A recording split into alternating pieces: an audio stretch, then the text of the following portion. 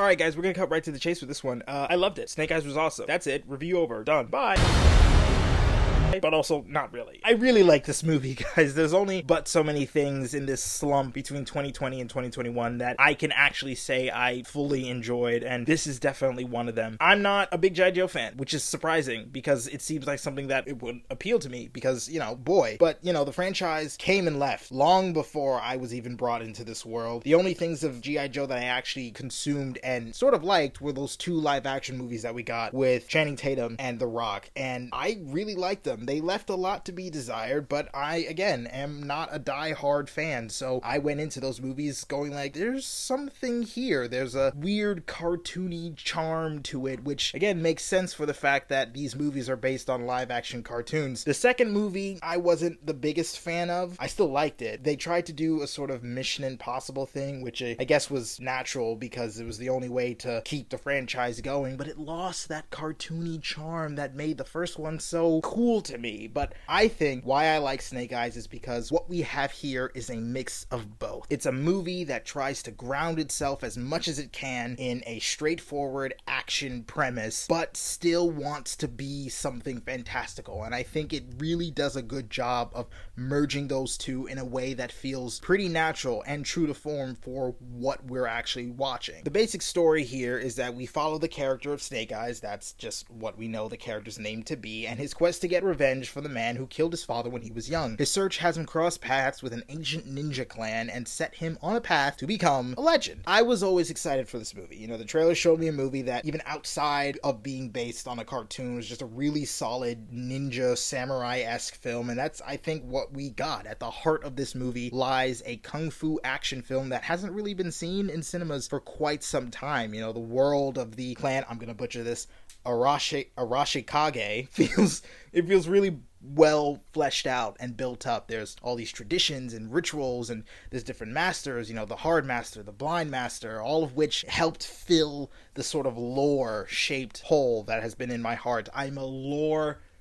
I can't say that word, but I love lore. I love a good amount of lore in a thing, especially if it's done well. I think Henry Golding was a good choice for Snake Eyes. I don't really follow a lot of the actor's work. I saw him in The Gentleman and Crazy Rich Asians, which I think that's what most people know him from, but I think he did a really solid job. To be fair, though, there's not a lot of wiggle room here, considering that the last 2 times we saw the character in live action, he never spoke, and we never saw his face. So Henry Golding really didn't have to do a whole lot to get me to like Snake Eyes, but what they did do, I did. I know that a lot of diehard fans are going to have issue with what they did with Snake Eyes, as you probably have seen on Twitter and whatnot, but again, I'm not a diehard fan, so I could give less of a shit about how they treated this character who, again, up until this point, never spoke, never showed his face. Literally anything that anyone who's watched the original series, I feel, is putting on the character is coming from them, and it's easy to do that for a character who doesn't speak or have any real personality. On that note, I just still will never understand why people are so protective of the character. I mean, I get it if you're a fan, like a long time fan for like as long as the character has existed, but even still, it kind of seems to me, on the outside looking in, the most interesting thing about a character who doesn't speak or show his face is the things around him. His association with the G.I. Joes, the clan that he belongs to, his rivalry with Storm Shadow are all things that are explored in this movie and done very well. So to that criticism,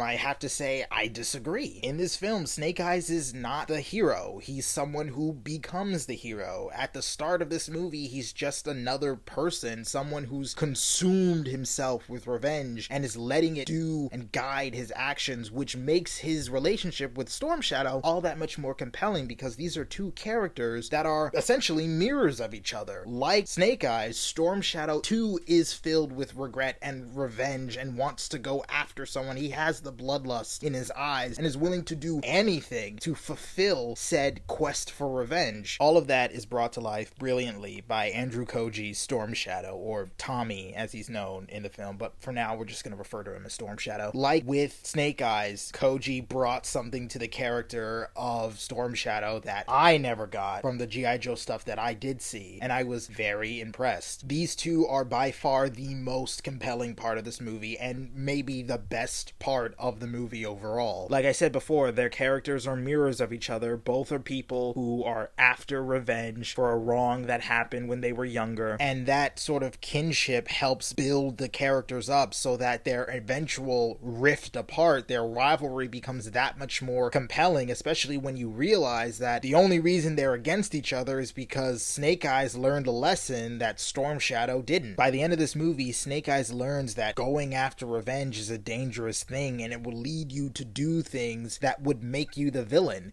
So once he realized that, he became the hero again. He stopped Cobra. He didn't kill the man who killed his father. But unlike Snake Eyes, Storm Shadow saw the man who killed his family or wronged his family, and instead of letting go of revenge and not letting it guide his actions, he succumbed to it, and he got kicked out, and he became the villain. I know I've been going on and on about Storm Shadow and Snake Eyes, but that's pretty much the crux of the movie, so it would make sense that I do that. Other characters in this movie, like I mentioned, the Hard Master, the Blind Master, all these other characters that help build out the myth of the Arashikage, and then we have the G.I. Joe tie-ins, we have the Baroness, and we have Scarlet. Now, one of those two did not need to be in this movie. Like, if we had just gotten Cobra, I would have just instinctively known, oh, G.I. Joe is around the corner, you know? Like, we didn't need to see Samara Weaving. I love her. I think she's an amazing actress, but we really didn't need to see her in this movie as Scarlet because she doesn't really show up until almost halfway through the movie and doesn't really play a role into how the story ends up shaping up. I think she would have been better in like a post-credit scene where after Snake Eyes got his costume and Storm Shadow has become Storm Shadow, then we start to build out this, oh, G.I. Joe is coming, like that's the Avengers thing we're leading to. But I wasn't too offended by it. Like, I liked seeing her. I liked them tying into the larger G.I. Joe world. In terms of universe building and franchise setup, it's one of the more subtler attempts of doing that. It again weaves in Cobra and G.I. Joes in a way that feels semi-natural and doesn't really stop the plot dead to go like, hey, this is Cobra, the bad guys, and then we're G.I. Joe. Look, at the end of the day, I had a really, really good time watching this movie. Seriously, the third act where everyone's just fighting, I was sitting in the theater opening day and I just had the biggest smile on my face, which is probably why I love the movie so much, because no other movie has really made me feel that, not since maybe Endgame. Were there things that I didn't really like in this movie? Of course, every movie has that. For one, the shaky cam. I mean, it's 2021. Seriously, it's 2021, and we're still getting early to mid 2000s era camera movement for fight scenes. Like, this isn't the Bourne Identity. We're supposed to know better. But a lot of the action, when we do get to see it clearly, is really fun and really engaging. Like I said, I had a big ass smile on my face through the last half of this movie. Like with the first two movies, I think there's plenty good to be had once the nostalgia goggles are taken off and you just enjoy what's in front of you. It's okay to change things from the original source as long as it helps benefit the story at hand. And if you didn't know that, now you do. And knowing